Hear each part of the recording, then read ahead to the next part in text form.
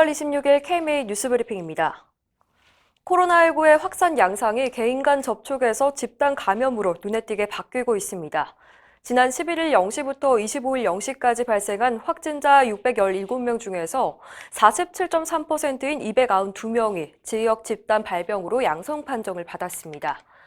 기존 확진자와 접촉해서 확진 판정을 받은 사람은 3.1%, 19명밖에 되지 않습니다. 이태원 클럽에서 쿠팡 물류센터, 방문 판매 업체로 이어지는 집단 감염의 위험 수위가 높아지고 있는 겁니다. 대전에서 시작된 방문 판매 업체 관련 확진자는 70명을 넘어섰고 서울 관악구 리치웨이 관련 확진자가 2일 처음으로 발생한 이후 콜센터와 중국 동포쉼터, 교회, 어학원 등을 거치며 205명까지 늘어났습니다. 이렇게 산발적인 집단 감염이 끊이질 않자 정부는 조만간 거리 두기 기준을 조정할 방침입니다. 한편 방역당국은 코로나19 확진자 약 5,500명의 임상 역학 정보를 오늘부터 연구자들에게 공개했습니다.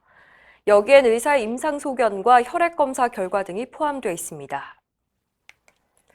정부가 재외국민과 국내 의료기관을 연결하는 원격 의료를 허용했습니다. 산업통상자원부는 어제 규제특례심의위원회를 열고 재외국민에게 진료와 상담, 처방을 허용하는 의료인 환자 간 원격 의료를 허가했습니다.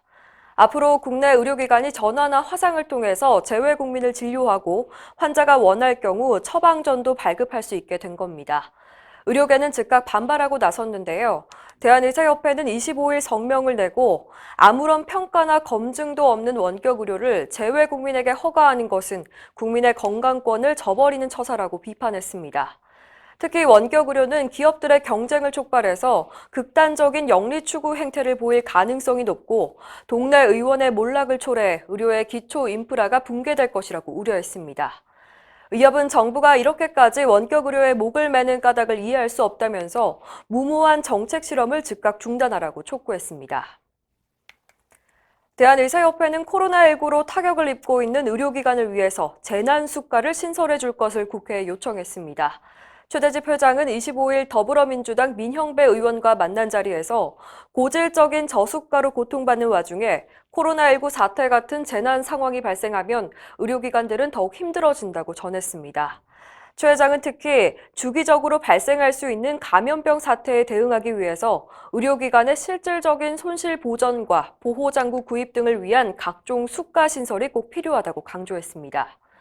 이에 대해서 민형배 의원은 현행 법률을 개정해 감염병 사태로 인한 의료기관의 손실을 보상할 수 있도록 노력하겠다고 말했습니다. 첩약급여와 시범 사업을 반대하는 의료계 목소리가 높아지고 있습니다. 전국 16개 시도의사 회장들도 사업 철회를 촉구하고 나섰습니다. 전국광역시도의사회장협의회는 성명을 통해서 첩약 시범 사업의 가장 큰 문제는 국민의 건강을 위협하는 안전성 문제라고 지적했습니다. 또 자동차 보험 환자 4명 중 3명은 처방받은 한약을 먹지 않고 버리거나 방치한다는 설문조사 결과를 언급하면서 이런 한약에 연간 500억 원이나 투입하는 것은 재정 낭비라고 꼬집었습니다. 특히 시범 사업을 진행하면서 한약의 안정성을 평가한다는 것은 정부가 국민을 상대로 생체 실험을 하겠다는 발상이라고 비판했습니다. 코로나19 사태에 앞장선 의료인을 국가유공자 대상에 포함하는 방안이 추진됩니다. 더불어민주당 신현영 의원이 대표 발의한 국가유공자법 개정안은 감염병 등 국가 재난 상황에서 긴급 구조활동과 의료활동, 응급대책 복구 등에 기여한 사람도 특별 공로 순직자로 추천받아 국가유공자가 될 수 있도록 했습니다. 신 의원은 의료인과 자원봉사자들에게 헌신만 강요할 게 아니라 국가가 합당한 예우와 지원을 해야 한다며 지금도 코로나19 현장에서 땀 흘리고 헌신하고 있는 의료인들의 노고에 감사하다고 밝혔습니다.